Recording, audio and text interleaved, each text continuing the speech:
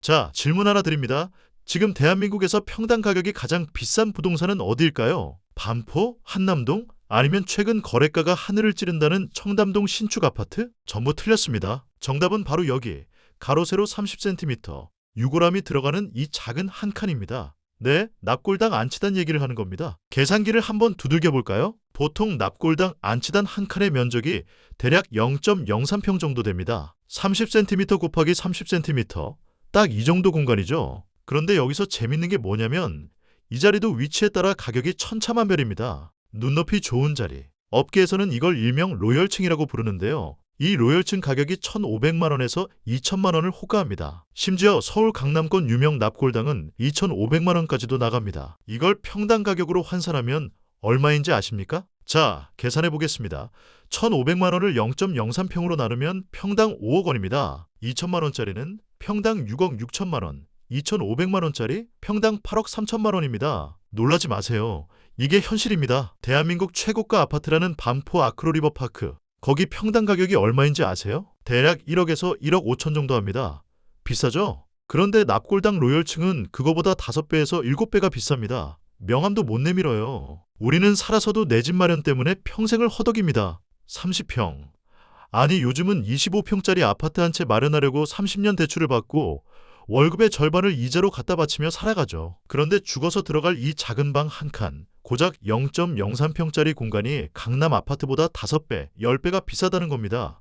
이게 말이 됩니까? 그래서 오늘은 죽어서도 피할 수 없는 지독한 부동산 계급 사회, 그리고 그 뒤에 숨겨진 죽음 비즈니스의 돈 냄새를 아주 집요하게 파헤쳐 보겠습니다. 준비되셨습니까? 시작합니다. 납골당, 요즘엔 세련된 말로 봉안당이라고 하죠. 여기 상담받으러 가보신 분들은 아실 겁니다. 분위기가 아파트 분양 사무소랑 똑같아요. 아니, 어떤 면에서는 더 철저합니다. 고급스러운 대리석 바닥, 은은한 조명, 정갈하게 차려진 상담 테이블. 상담사들은 정장을 빼입고 친절하게 미소 지으며 이렇게 말합니다. 어머님을 좋은 곳에 모시려고 오셨군요. 여기 자료 한번 보시겠어요? 그리고 펼쳐지는 가격표. 마치 아파트 평면도처럼 깔끔하게 정리된 안치단 배치도가 나옵니다. 1단부터 9단까지 층층이 쌓여있는 구조죠. 그리고 각 층마다 색깔이 다릅니다. 빨간색, 주황색, 노란색, 초록색. 이게 뭐냐고요? 가격대를 나타내는 컬러 코딩입니다. 자, 여기서 퀴즈 하나 더 드리겠습니다. 이 1단부터 9단까지 중에서 어디가 제일 비쌀까요? 맨 꼭대기 펜트하우스? 높은 곳이 좋다고들 하니까요. 아니면 땅이랑 가까운 1층? 땅에 가까워야 안정감이 있다고 생각할 수도 있죠. 둘 다 아닙니다. 정답은 가운데입니다. 죽은 자의 집에서 가장 중요한 건 역설적이게도 산 사람의 눈높이입니다. 4단, 5단, 6단, 이 구간이죠. 추모하러 온 유족들이 고개도 숙이지 않고 까치발도 들지 않고 허리도 굽히지 않고 딱 바라볼 수 있는 그 높이. 서서 편안하게 절을 올리고 손을 뻗어 이름을 쓰다듬을 수 있는 바로 그 위치. 여기가 바로 납골당의 로열층입니다. 업계에서는 이걸 로얄단이라고도 부릅니다. 재밌는 건 가격 차이예요. 같은 건물, 같은 대리석, 같은 조명. 심지어 같은 층인데도 위치에 따라 가격이 다릅니다. 맨 아래 일단 바닥에 가까운 곳은 300만 원에서 500만 원 정도 합니다. 여기에 보시면 추모하러 올 때마다 쪼그려 앉아야 합니다. 무릎이 안 좋으신 분들은 절을 올리기도 힘들죠. 반대로 맨 위 8단, 9단은 어떨까요? 여기도 비슷합니다. 300만 원에서 500만 원 정도. 왜냐하면 너무 높아서 까치발을 들어야 하거든요. 어르신들은 아예 손이 안 닿습니다. 사다리를 놓거나 의자를 가져와야 하는 경우도 있어요. 그런데 눈높이인 4단, 5단, 6단은 1,000만 원에서 1,500만 원입니다. 좀 더 좋은 위치. 예를 들어 엘리베이터 앞이거나 입구에서 가까운 곳, 창문이 있어서 햇빛이 잘 드는 곳은 2,000만 원, 2,500만 원까지도 올라갑니다. 같은 건물인데 무려 5배에서 8배 차이가 나는 겁니다. 상담사들은 정말 능숙합니다. 이렇게 말하죠. 어머니 모시는 건데 바닥에 모셔서 절하실 때마다 쭈그리고 앉아 인사드리게 할 순 없잖아요. 명절 때마다 오시면 허리 아프시잖아요. 혹은 이렇게도 말합니다. 아버지를 너무 높은 곳에 모시면 손주들이 와서 얼굴도 제대로 못 보는데요. 돌아가신 분도 손주들 보고 싶으실 텐데 이 한마디에 유족들은 지갑을 엽니다. 효심을 건드리는 거죠. 돈이 문제가 아니라 마음의 문제로 프레임을 바꿔버리는 겁니다. 이거 어디서 많이 본 수법 아닙니까? 부동산 중개업소에서 이 집은 초등학교가 바로 앞인데 아이 등하교 생각하면 이 정도 프리미엄은 당연하주라고 하는 것과 똑같은 논리입니다. 효심을 볼모로 잡은 전형적인 감성 마케팅과 위치 선정 프리미엄의 결합이죠. 더 재밌는 건 부부단입니다. 부부단이라고 해서 두 분을 같이 모시는 자리가 있어요. 여러분 생각에는 어떨 것 같습니까? 두 칸을 한꺼번에 사니까 할인을 해줄 것 같죠? 천만에요. 오히려 더 비쌉니다. 단순히 2배가 아니라 2.5배, 3배까지도 받는 경우가 있습니다. 왜냐고요? 부부단은 일반 안치단보다 크기가 좀 더 넓습니다. 그리고 위치도 더 좋은 곳에 배치되어 있죠. 거기다가 부부가 함께 하시는데 따로따로 모실 순 없죠. 평생 해로하셨는데 죽어서라도 함께 계셔야죠라는 감성 마케팅이 한 번 더 들어갑니다. 여기에 또 지갑이 열립니다. 우리는 죽어서 평등해지는 게 아닙니다. 죽어서도 자본의 논리에 따라 정확하게 줄 세워지는 겁니다. 1단에 계신 분은 영원히 1단이고 로열층에 계신 분은 영원히 로열층입니다. 신분 상승도 없고 이사도 없습니다.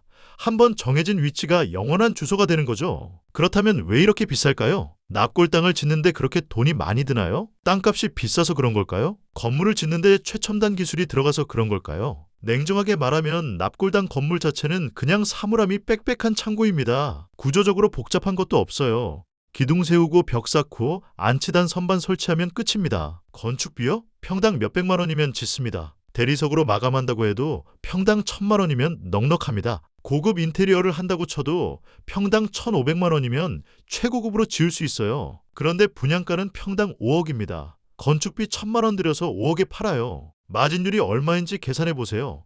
무려 5,000%입니다. 이거야말로 지구상 최고의 마진율 아닙니까? 그렇다면 이 가격의 비밀은 어디에 있을까요? 건물이 아닙니다. 바로 허가증입니다. 허가증. 이 종이 한 장이 모든 걸 결정합니다. 납골당은 대표적인 님비 시설이거든요. 님비가 뭐냐고요? Not in my backyard. 내 집 뒷뜰에는 안 된다는 뜻이죠. 쓰레기 소각장, 하수 처리장, 그리고 납골당. 이런 시설들은 사회적으로 필요하지만 아무도 자기 동네에 들어오는 걸 원하지 않습니다. 납골당 짓는다고 하면 동네가 발칵 뒤집힙니다. 주민들이 현수막 들고 나옵니다. 납골당 결사 반대. 우리 아이들 정서에 해롭다. 집값 떨어진다. 머리 깎고 눕겠다고 난리가 나죠. 지자체 앞에서 시위하고 구청장 찾아가서 항의하고 민원 폭탄을 날립니다. 그러니까 지자체도 허가를 잘 안 내줍니다. 표를 의식해야 하는 정치인 입장에서는 주민들 반대를 무릅쓰고 허가를 내줄 이유가 없죠. 결과적으로 허가를 받는 것 자체가 하늘의 별 따기가 됩니다. 즉, 지자체의 허가를 뚫는 것 자체가 엄청난 진입장벽이라는 겁니다. 더 큰 문제는 공설 납골당은 가격이 싸지만 이미 포화 상태라는 겁니다. 예를 들어 서울시 추모공원 같은 경우에는 모든 자리가 다 차서 더 이상 모실 수 있는 자리가 없습니다. 그러니 사람들은 어쩔 수 없이 비싼 사설 납골당으로 갈 수밖에 없습니다. 경제학의 기본 원칙이죠. 공급 부족 더하기 수요 폭발은 가격 급등. 이 공식이 죽음 시장에서 가장 적나라하게 작동하고 있는 겁니다. 수요는 확실합니다. 사람은 언젠가 죽으니까요. 그런데 공급은 제한되어 있습니다. 허가가 안 나오니까요. 이런 시장에서 가격이 안 오를 수가 없습니다. 그런데 더 기가 막힌 건 따로 있습니다. 바로 관리비라는 꿀단지입니다. 여러분, 납골당 자리 샀다고 끝이라고 생각하세요? 아닙니다. 이제 시작입니다. 자리를 샀으면 이제 관리비를 내야 합니다. 1년에 5만 원에서 10만 원 정도예요. 뭐 이 정도면 괜찮네라고 생각할 수 있죠. 그런데 이게 영구적으로 나갑니다. 5년치, 10년치 선납을 요구하는 경우도 많고요. 어떤 곳은 30년치를 한꺼번에 받기도 합니다. 계산을 한번 해볼까요? 한 납골당에 5만이를 모신다고 칩시다. 대형 납골당은 이 정도는 기본입니다. 1년에 5만 원씩만 받아도 얼마죠? 5만이 곱하기 5만 원, 25억 원입니다. 매년 25억 원이 현찰로 들어오는 겁니다. 10만 원씩 받으면 50억 원이나 되는 겁니다. 이 돈으로 뭘 할까요? 건물 청소하고 조명 켜고 에어컨 트는 정도입니다. 전기료? 한 달에 몇백만 원이면 됩니다. 청소 용역? 몇 명 고용하면 됩니다. 연간 운영비가 아무리 많이 잡아도 5억 원이면 넉넉합니다. 그럼 나머지 20억 원, 45억 원은 순수익입니다. 건물 청소하고 에어컨 트는 비용치고는 꽤 짭짤하죠? 이건 한 번 팔면 끝나는 장사가 아닙니다. 분양을 할 때 1,500만 원을 받았죠? 그게 끝이 아니에요. 매년 관리비로 5만 원씩 10만 원씩 받습니다. 영원히 받아요. 언제까지? 유골이 거기 있는 한 계속 받습니다. 이게 뭐죠? 구독 경쟁입니다. 넷플릭스나 유튜브 프리미엄처럼 매달 돈을 내는 구독 서비스죠. 그런데 차이가 있습니다. 넷플릭스는 싫으면 해지할 수 있어요. 납골당은요? 해지가 안 됩니다. 유골을 빼서 다른 데로 옮기려면 또 돈이 들어요. 이사 비용도 만만치 않습니다. 더 무서운 건 고객이 죽어 있다는 겁니다. 관리비가 너무 비싸요. 서비스가 형편없어요. 라고 항의할 사람이 없습니다. 유족들도 뭐라고 하기 애매합니다. 돌아가신 분 모신 곳인데 돈 아깝다고 따질 수도 없고 이사시키자니 또 큰일이고 그래서 그냥 묵묵히 관리비를 냅니다. 이게 완벽한 구독 경제입니다. 영원히 해지할 수 없는 구독 서비스. 그것도 고객이 죽어서 클레임도 못 거는 완벽한 구독 경제인 셈이죠. 그런데 이 정도면 그래도 양반입니다. 진짜 공포는 이제부터입니다. 여러분, 납골당 자리를 샀다고 생각하시죠? 1,500만 원, 2천만 원 주고 샀으니까 내 거라고 생각하시죠? 혹시 등기부 등본에 여러분 이름이 올라갈 거라고 생각하세요? 아니요, 절대 아닙니다. 대부분의 사설 납골당 계약서를 자세히 보면 소유권이 아니라 영구 사용권을 주는 겁니다. 이게 무슨 차이냐고요? 엄청난 차이입니다. 소유권은 내가 그걸 완전히 소유한다는 뜻입니다. 집을 사면 등기부에 내 이름이 올라가죠. 그럼 그 집은 완전히 내 겁니다. 팔 수도 있고 빌려줄 수도 있고 자식한테 물려줄 수도 있어요. 법적으로 보호받습니다. 그런데 사용권은 다릅니다. 사용권은 그냥 쓸 권리만 있다는 뜻이에요. 쉽게 말해 헬스장 회원권 같은 겁니다. 헬스장 회원권 샀다고 해서 그 헬스장 건물이 내 거예요? 아니죠. 그냥 운동할 권리만 있는 거예요. 만약 헬스장 사장이 부도 내고 도망가면 어떻게 되죠? 회원권은 휴지 조각이 됩니다. 돈 돌려달라고 해도 사장은 없고 건물은 은행에 넘어가고 결국 날린 돈만 억울하죠. 납골당도 똑같습니다. 영구 사용권이라고 해서 영원히 쓸 수 있을 것 같지만 사실은 건물 소유주가 허락하는 동안만 쓸 수 있는 겁니다. 그래서 어떤 일이 벌어지냐고요? 실제로 짓다가 부도가 나거나 운영자가 횡령을 해서 건물이 경매로 넘어가는 일도 생기곤 합니다. 뉴스 검색만 해봐도 나옵니다. 부도난 납골당, 유골 압류 사태, 경매에 넘어간 조상님 묘소, 납골당 폐쇄 위기, 유족들 발동동 이런 기사들을 본 적이 있을 겁니다. 건물을 낙찰받은 새 주인은 유족들에게 이렇게 말합니다. 당신들이 전 주인한테 돈을 줬지 나한테 줬어? 나는 건물만 샀어. 유골은 내가 책임질 이유가 없어. 계속 쓰고 싶으면 돈 더 내. 아니면 유골 빼가. 그래서 요즘은 자연장이다, 수목원이다 해서 자연으로 돌아가려는 사람들이 많아졌습니다. 납골당은 답답하고 인공적이니까 차라리 나무 밑에 뿌리자, 꽃밭에 뿌리자 이런 생각을 하는 거죠. 좋은 생각입니다. 저도 찬성해요.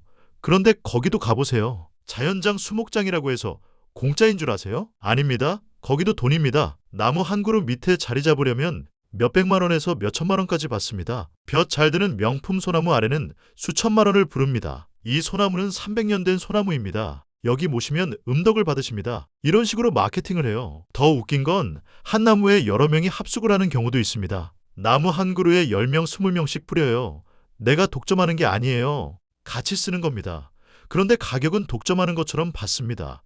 결국 형태만 바뀌었지 자연마저도 평당 가격이 매겨진 부동산이 되어버린 겁니다. 납골당도 수목장도 싫다. 그렇다면 바다에 뿌리는 해양장은 어떨까요? 거기는 돈 안 들지 않을까요? 아닙니다. 배를 빌려야 하고 해양장 업체에 수수료도 내야 합니다. 적게는 몇십만 원에서 많게는 몇백만 원까지 듭니다. 바다에 뿌리는데도 돈이 드는 겁니다. 살아서는 내 몸 뉘일 30평 아파트 때문에 평생을 은행빚에 시달립니다. 30년 동안 이자를 갚으며 살죠.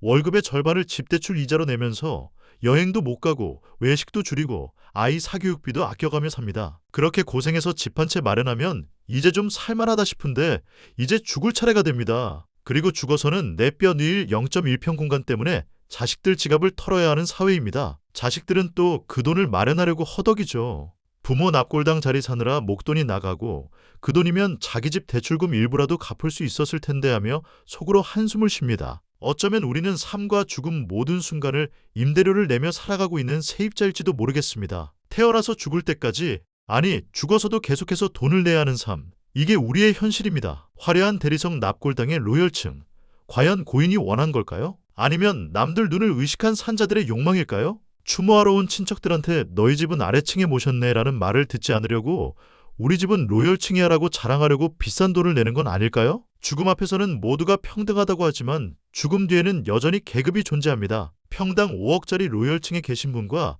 평당 1억짜리 맨 아래층에 계신 분. 산 사람들이 만들어낸 이 계급 구조 속에서 죽은 자들도 여전히 줄을 서고 있습니다. 당신의 죽음은 얼마입니까?